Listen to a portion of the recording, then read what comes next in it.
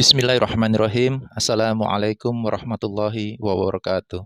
Perkenalkan, nama saya Bisma Prihadi. Saya salah satu mahasiswa dari program studi S1 Farmasi, Fakultas Farmasi Universitas Megariski Makassar. Pada pertemuan kali ini, kita akan membahas mengenai imunoterapi, terutama dalam penggunaannya sebagai terapi kanker. Tetapi sebelum kita membahas imunoterapi lebih jauh, kita harus mengetahui apa pengertian dan manfaat dari imunoterapi. Jadi, pengertian imunoterapi adalah pengobatan penyakit dengan mengaktifkan atau menekan sistem imun. Imunoterapi merupakan jenis pengobatan yang memungkinkan sistem kekebalan untuk melawan sel kanker, penyakit menular, dan penyakit lainnya. Imunoterapi merupakan pengobatan atau pencegahan penyakit seperti gangguan autoimun, alergi, atau kanker yang melibatkan stimulasi, peningkatan, penindasan, atau desensitisasi sistem kekebalan tubuh. Oleh karena itu, manfaat dari imunoterapi yaitu dapat digunakan dalam pengobatan penyakit dan pencegahan penyakit seperti gangguan autoimun, alergi, dan yang paling banyak digunakan saat ini adalah sebagai terapi kanker. Kemudian, bagaimana interaksi sistem imun terhadap sel kanker? Mekanisme kerja atau penginderaan dan penyuntingan sistem imun terhadap kanker. Sistem imun berinteraksi dengan kanker melalui beberapa mekanisme cancer immunoediting atau penyuntingan sistem imun. Penyuntingan sistem imun oleh sel tumor ini biasanya tercapai dalam 3 tahap secara umum, yaitu eliminasi, equilibrium, dan escape. Tahap yang pertama adalah tahap eliminasi, yaitu suatu proses pengenalan dan penghancuran tumor oleh sel-sel imun innate dan adaptif sehingga memberikan perlindungan penjamu terhadap kanker. Sel-sel kekebalan mengidentifikasi dan menghancurkan sebagian besar sel yang pertumbuhannya abnormal dan merangsang apoptosis. Sel yang mampu bertahan akan mengalami mekanisme berikutnya berupa tahap keseimbangan. Tahap yang kedua adalah tahap equilibrium atau tahap keseimbangan. Adalah suatu proses di mana tumor dan sistem imun mengalami keseimbangan yang dinamik. Pada tahap ini, kekebalan tubuh berkurang secara signifikan. Oleh karena itu, peran utama sistem kekebalan tubuh tetap terbatas untuk menghambat pertumbuhan sel tumor. Tahap yang ketiga adalah tahap escape. Di sini, sel tumor mengalahkan sistem kekebalan tubuh inang dengan menekan respon imun aktif, mengurangi tindakan pengaturan, dan melarikan diri dari apoptosis. Dengan kata lain, sel tumor mendapatkan kemampuan untuk menghindari respon imun dan muncul sebagai sel yang ganas. Sel-sel tumor ini menyamarkan diri mereka sebagai sel normal dan meniru aktivitas sel normal dengan berbagai mekanisme. Escape adalah suatu keadaan di mana tumor yang telah memasuki tahap keseimbangan tubuh pada penjamu yang imunokompeten. Interaksi ini dapat mencegah sistem imun untuk membunuh sel kanker dan menghambat metastasisnya. Kemudian, bagaimana sel kanker bisa mengalahkan sistem imun? Dalam kondisi normal, sistem imun di tubuh berfungsi untuk mendeteksi dan menghancurkan sel asing dengan mengerahkan sel T yang terdapat di dalam kelenjar getah bening. Sel T inilah yang bertindak sebagai filter bagi zat-zat asing di dalam tubuh. Sel kanker memakai semacam kamuflase untuk mengelabuhi sistem imun, sehingga terlihat seperti sel normal dan bisa terus tumbuh dan menyebar. Nah, imunoterapi kanker adalah standar baru dalam pengobatan kanker yang bekerja dengan cara mengembalikan kemampuan sistem imun di dalam tubuh pasien agar dapat melawan sel kanker. Protein PDL1 atau Programmed Dead Ligand 1 adalah salah satu kamuflase sel kanker terhadap sel imun kita.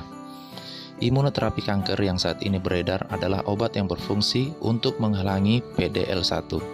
dan menghilangkan kamuflase sel kanker terhadap sistem imun, sehingga sel T dapat mengenali dan menghancurkan sel kanker yang ada. Jadi, tujuan imunoterapi kanker adalah untuk menstimulasi sistem imun agar secara spesifik menargetkan dan membunuh sel kanker, yang mana pada kondisi normal, sistem imun tubuh berfungsi untuk mendeteksi dan menghancurkan sel asing atau abnormal di dalam tubuh dengan mengerahkan pasukan sel T. Kemudian, mengenai siklus imunitas kanker. Berkaitan dengan imunoterapi kanker, perlu diketahui jika pada kondisi normal, tubuh memiliki sistem pertahanan untuk menghancurkan sel kanker yang disebut dengan siklus imunitas kanker, di mana ada 7 tahapan siklus imunitas kanker, yaitu tahap yang pertama adalah tahap pelepasan antigen.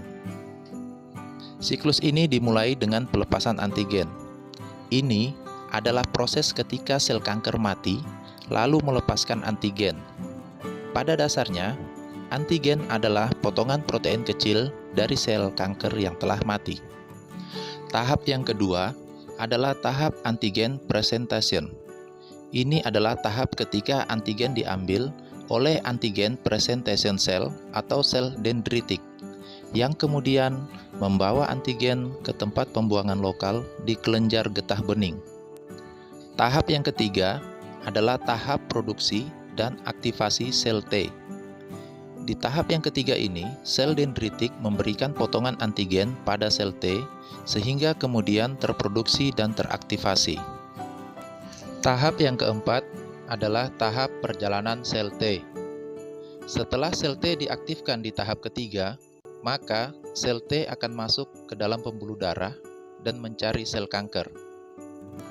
Tahap yang kelima adalah tahap infiltrasi sel T ke dalam tumor. Ketika sel T tiba di lokasi tumor, tugas mereka adalah untuk masuk ke dalam lokasi tumor. Pada dasarnya, sel T harus menghancurkan dinding pertahanan tumor dan menembus masuk. Tahap yang keenam adalah tahap pengenalan sel kanker oleh sel T. Di dalam tumor, terdapat sel-sel kanker yang akan dikenali oleh sel T yang telah masuk. Tahap yang ketujuh adalah tahap sel T menghancurkan sel kanker. Di tahap ini, sel T menjadi aktif untuk melawan sel kanker dan mampu menghancurkan sel-sel kanker. Lalu, apa yang terjadi pada tubuh penderita kanker?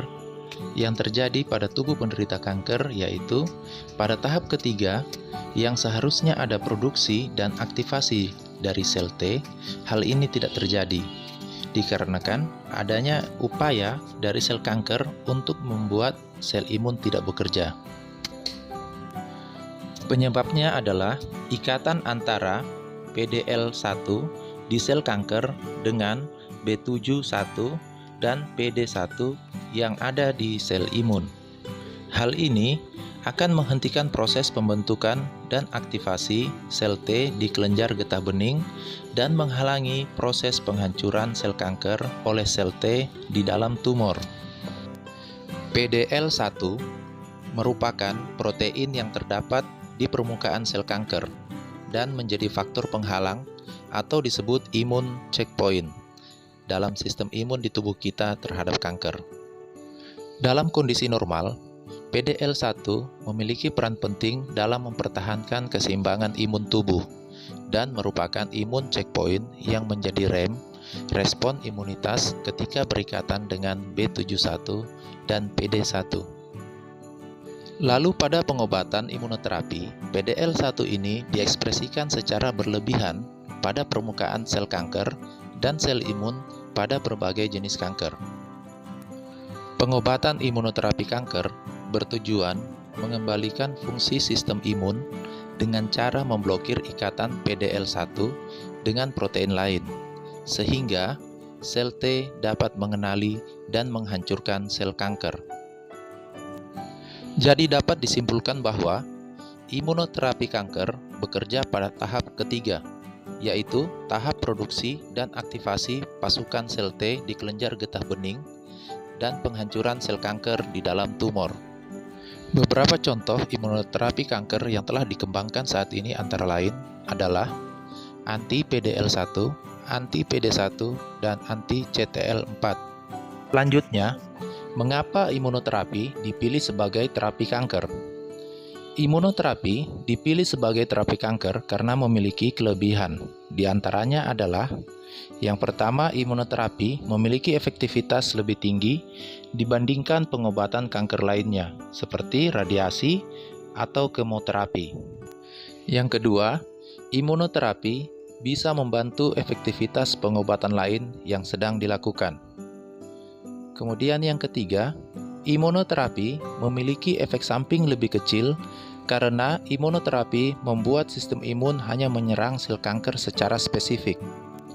Yang keempat adalah imunoterapi dapat meminimalkan kanker muncul kembali karena pengobatan ini memicu imunomemori, yaitu kemampuan sistem imun untuk mengingat sel kanker, sehingga sel kanker akan segera diserang apabila muncul kembali. Selanjutnya, mengenai efek samping dari imunoterapi. Seperti halnya terapi pengobatan yang lain, imunoterapi juga memiliki efek samping. Misalnya, nyeri, bengkak, kemerahan, gatal, serta ruam pada kulit di area suntikan. Juga gejala flu seperti demam, pusing, nyeri otot, dan sakit kepala. Efek samping ini bisa bervariasi pada tiap pasien, tergantung kondisi kesehatannya, jenis kanker yang diderita, jenis imunoterapi yang dilakukan, dan dosis yang diberikan. Selain mempunyai efek samping, imunoterapi juga memiliki sejumlah risiko lain, yaitu yang pertama, berpotensi merusak organ lain. Di sini, bisa membuat sistem imun menyerang organ lain seperti jantung, usus, paru-paru, dan ginjal. Yang kedua, hasil terapi tidak selalu cepat. Dalam hal ini, imunoterapi bisa saja berlangsung lebih lama dari pengobatan kanker yang lainnya. Yang ketiga, belum tentu cocok untuk semua orang. Dalam hal ini, pada sebagian orang, imunoterapi tidak membunuh sel kanker, melainkan hanya membuat sel-sel tersebut berhenti berkembang. Yang keempat, kemungkinan sel kanker berkembang kembali. Dalam hal ini, tubuh bisa menjadi kebal terhadap terapi ini, di mana beberapa terapi awal dapat memberikan hasil yang positif. Namun, kemudian sel kanker dapat berkembang kembali. Demikian yang dapat saya sampaikan melalui video singkat ini. Semoga bermanfaat. Terima kasih. Wassalamualaikum warahmatullahi wabarakatuh.